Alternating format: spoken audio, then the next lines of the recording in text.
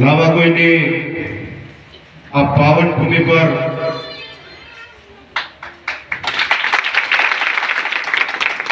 લાવા કોઈની આ પાવન ભૂમિ પર ગુજરાત જોડો જનસભામાં ઉપસ્થિત છોટાઉદેપુર જિલ્લા આમ આદમી પાર્ટીના પ્રમુખ શ્રી રાધિકાબેન રાઠવા મેમ, ઉપપ્રમુખ નાનુભાઈ, તાલુકા પ્રમુખ Ishwarbhai, Kamleshbhai, social media incharge Arjunbhai, Vinubhai Rathwa અને આ વિસ્તારમાંથી ભારતીય જનતા પાર્ટીની અંદર કામ કરીને એમને સ્વયં એવું લાગ્યું કે હળવળનો અન્યાય થાય છે સમાજને, એમ કરીને કાયમ માટે ભાજપનો સાથ છોડીને 200 થી વધારે કાર્યકર્તા સાથે આમ આદમી પાર્ટીમાં જોડાયા હોય એવા યુવા જાગૃત શિક્ષિત એવા ગણેશભાઈ રાઠવા, એમની સાથે રવિદાસભાઈ, સંદીપભાઈ રાઠવા અને જેમને કોંગ્રેસ સાથે ખૂબ વર્ષો સુધી કામ કર્યું અને રાજનીતિનો ખૂબ મોટો અનુભવ કહેવાય, 3 વાર ગ્રામ પંચાયત લડેલા અને કોંગ્રેસમાંથી 2 વખત તાલુકા પંચાયત લડેલા એવા આ વિસ્તારના ખૂબ સક્રિય કોંગ્રેસના આગેવાન એવા કહેવાય અને કોંગ્રેસને છોડીને આમ આદમી પાર્ટીની વિચારધારા સાથે 200 કરતા વધારે કાર્યકર્તા સાથે જોડાયેલા એવા દિનેશભાઈ ભીલ, મંચસ તમામ મહાનુભાવો અને આટલી બધી ભારતીય જનતા પાર્ટીનો ત્રાસ, આટલો બધો ડર અને આટલી બધી તાનાશાહી વચ્ચે આ લાવા કોઈની પાવન ભૂમિ પર જે તમે આ ક્રાંતિકારી પગલું ભરવા જઈ રહેલા છો, તમે પરિવર્તન કરવા ઈચ્છી રહેલા છો, આવી લાવા કોઈની પાવન ભૂમિ પર આજુબાજુના ગામમાંથી પધારેલા મારી માતા બહેનો, મારા યુવાનો, મારા વડીલો, મારા આગેવાનોને તમે જે ક્રાંતિકારી પગલું ભરવા જઈ રહેલા છો એ તમારા માટે ખૂબ એકવાર જોરદાર તાળી પાડીને ભારતીય જનતા પાર્ટી.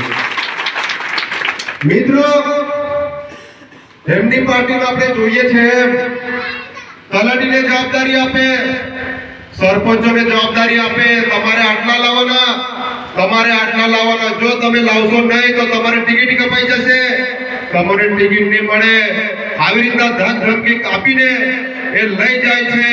પણ આ મીડિયાના મારા મિત્રો, સોશિયલ મીડિયાના મારા મિત્રોને કેમ છે, આ ખાલી આ ભીડ તમે એકવાર જોઈ લેવા દીજો, તમારો એકલો અમે ભૂસી નાખવાના છે ભારતીય જનતા પાર્ટીનો, તમારો એકલો અમે ભૂસી નાખવાના છે. અને આ લાવા કોઈના લોકો અહીંયાથી આહવાન કરે છે ને લાવા કોઈના લોકો તમારા એકલો ભૂસી નાખવાના છે. આ બાજુના નેતાઓ એમને બહુ મોટા મસીહા સમજે છે, નેતા બનીને ફરે છે અને આમ આદમી પાર્ટીના લોકોને જ્યારે અમે નાના માણસોનું કામ કરીએ છીએ, લોકોનું કામ કરીએ અને અવાજ ઉઠાવીએ છીએ ત્યારે અમને હેરફેર કે પગારે અમને અડચણ ઊભી કરે છે, પોલીસને કહે છે અમને પકડીને અંદર નાખો. ત્યારે ભારતીય જનતા પાર્ટીના નેતાઓને કેમ છો, આ વિસ્તારના મોટા આગેવાનોને કેમ છો, આ વિસ્તારમાં રસિકભાઈ જેવો યુવાન તૈયાર થઈ ગયો છે, આવનારા સમયમાં તમારા આપણે સુપડા સાફ કરી નાખવાના છે. રસિકભાઈ જેવો યુવાન આ સમાજની અંદર નીકળી ગયો છે, એ મોટા મંચો પરથી બોલતો થઈ ગયો છે. આવનારા સમયમાં તમારી સામે અમે ક્યારે પણ ઝૂકવાના નથી અને ઝૂકીશું નહીં. અમે બંધારણની રીતે ચાલનારા માણસો છે, અમને બંધારણની રાઈટ મળેલા છે, અમને અધિકારો મળેલા છે, એની જ અમે વાત કરીએ છીએ. અત્યારે તો ભાજપ વાળાને એવું થયું છે તમને આવાસ નહીં મળે, આમ આદમી પાર્ટીની મીટિંગમાં તમે જતા નહીં, તમને આવાસના જે હપ્તા બાકી છે એ નહીં મળે, તમને અનાજ મળે છે એ બંધ થઈ જશે, તમને પીએમ કિસાન સન્માન નિધિના પૈસા મળે છે એ નહીં મળે, જતા નહીં એવું કહે છે. પણ આ લોકોને હું કહેવા માંગુ છું, આ આપણો મૂળભૂત અધિકાર છે, એ આપણને મળશે. એમના કોઈના પાપની તાકાત નથી આપણને આપણો હક છીનવી શકે.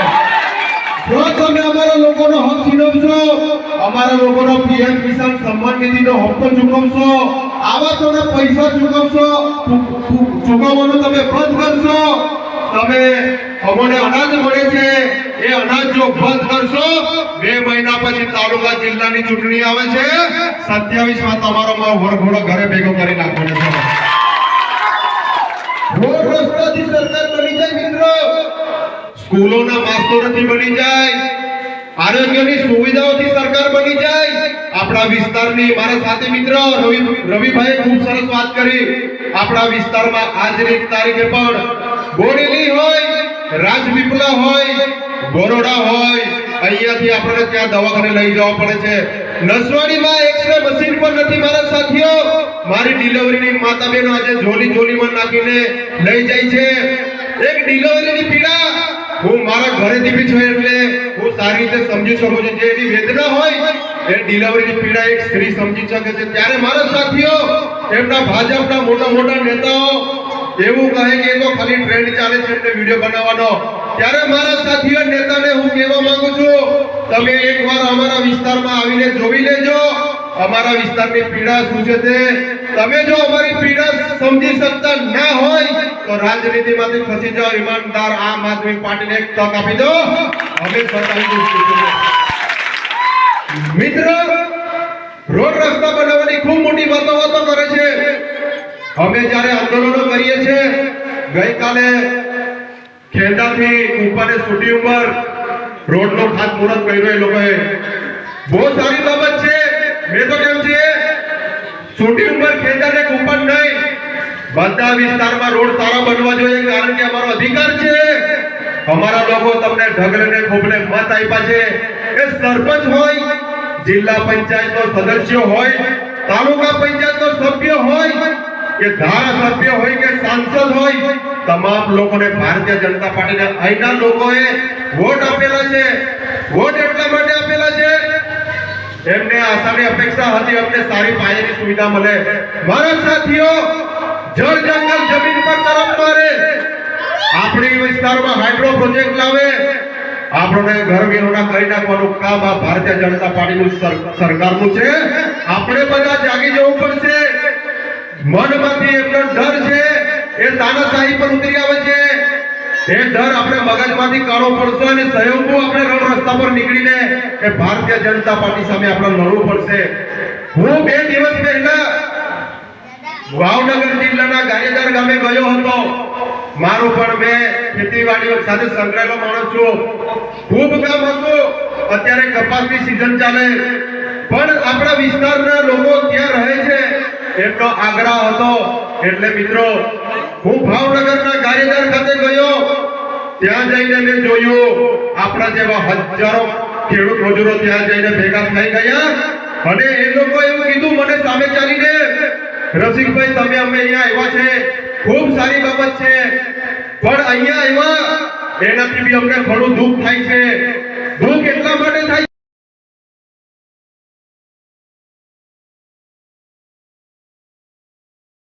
પણ તો અહીંયા અમારો એક અવાજથી તું દોડીને આવ્યો છે એનું અમને દુઃખ છે. પણ તમે ચિંતા ના કરતા, આવનાર તાલુકા જિલ્લાની અંદર એ બધોનો અમે સુખડા સાફ કરી નાખવાના છે. એવું અહીંયા કાર્યકર્તાથી અમે કહીએ છીએ, એવું એ લોકોએ કીધું છે.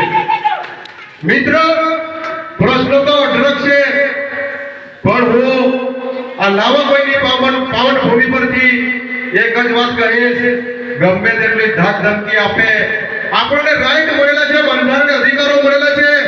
બાબા સાહેબ આંબેડકરની આ દેન છે.